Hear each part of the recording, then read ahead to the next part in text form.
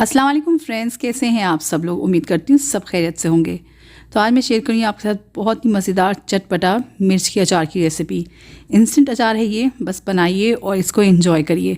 जिन लोगों को स्पाइसी चटपटी चीज़ें पसंद होती हैं उनको दाल चावल हो, खिचड़ी हो, तायरी हो, सबके साथ अचार ज़रूर चाहिए होता है। और ये मिर्च का अचार तो बेइंतहाई मज़ेदार बन के तैयार होता है।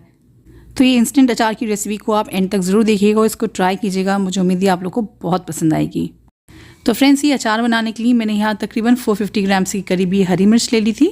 ये मैंने मोटी वाली मिर्च ली थी, आप चाहें तो पतली वाली हरी मिर्च भी ले सकते हैं, बस ये कि वो तीखी बहुत ज़्यादा होती है। इसको पहले मैंने अच्छे से वॉश करके छन्नी में डाल दिया था। फिर एक पेपर टॉवल की मदद से मैंने ये सारी मिर्च को पोंछ लिया था। मिर्च का पोंछना, उसका सूखना बहुत ज़रूरी है, क्योंकि अगर अचार में थोड़ा भी पानी रह जाएगा ना तो फिर अचार ख़राब हो जाएगा।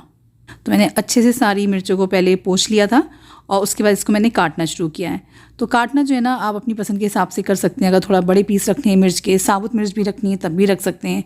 तो आपने मसाला जो है ना मिर्च के अंदर भरना होगा, या गोल गोल भी काट सकते हैं। मैंने इसको लंबा लंबा 1 इंच के पीसेस के करीब ना काट लिया था। तो ये सारी मिर्च मैंने अच्छे से काट ली है।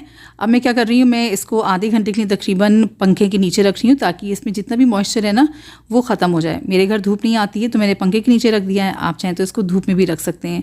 तो बस 15 से 20 मिनट भी काफ़ी होंगे। बस अचार में जितना मॉइस्चर हम कम कर सकते हैं हमें वो कम करना है, ताकि अचार की जो शेल्फ़ लाइफ है ना वो बढ़ जाए। तो फ्रेंड्स, जब तक कि मिर्च थोड़ी सूख रही है, मैं यहाँ पे अचार का मसाला बना रही हूँ। उसके इंग्रेडिएंट्स मैं आपको दिखा देती हूँ। तो सबसे पहले हमें सौंफ चाहिए होगी, तकरीबन 3 टेबलस्पून ली है। पीली वाली जो सरसों होती है ना अचार वाली, वो ली है, वो भी 3 टेबलस्पून है। 1 चम्मच लेंगे हम मेथी दाना। इन तीनों चीज़ों को पहले हम ड्राई रोस्ट कर लेंगे। जब इसमें से हल्की सी खुशबू आना शुरू हो जाएगी और इसका हल्का सा कलर चेंज हो जाएगा, देखिए बिल्कुल इस तरीके से, फिर इसको हम एक प्लेट में निकाल के थोड़ा ठंडा होने का इंतज़ार कर लेंगे और उसके बाद इसको हम ग्राइंड कर लेंगे।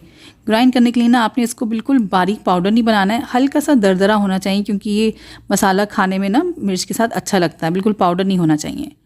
और जो ये मिर्च सूख गई थी ना, मैंने इसको जो है ना मिक्सिंग बोल में डाल दिया है।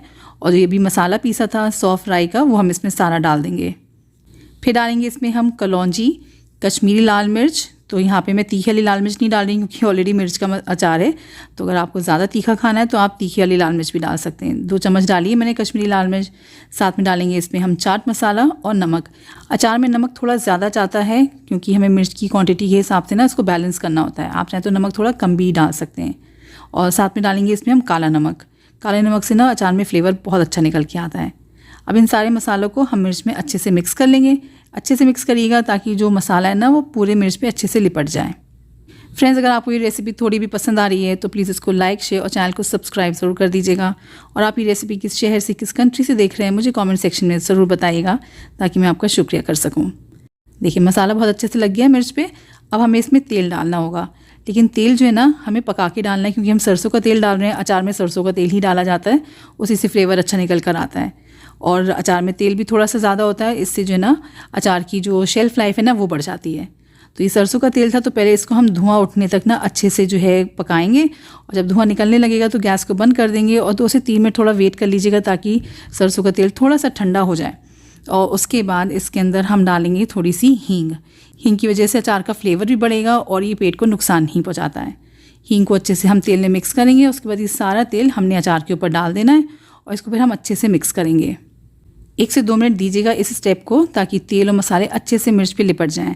और उसके बाद इसमें हम डालेंगे नींबू। इससे मिर्च का तीखापन भी थोड़ा सा कम होगा और खट्टापन बढ़ जाएगा अचार में, तो खाने में बहुत मज़ा आने वाला है। तो ये मैंने 3 नींबू लिए थे, जिसका रस मैंने इसमें निकाल के डाला था। इसको भी मैंने अच्छे से मिक्स कर लिया है। अब ये अचार जो है ना, देखिए इंस्टेंट अचार है तो ये खाने के लिए बिल्कुल तैयार है।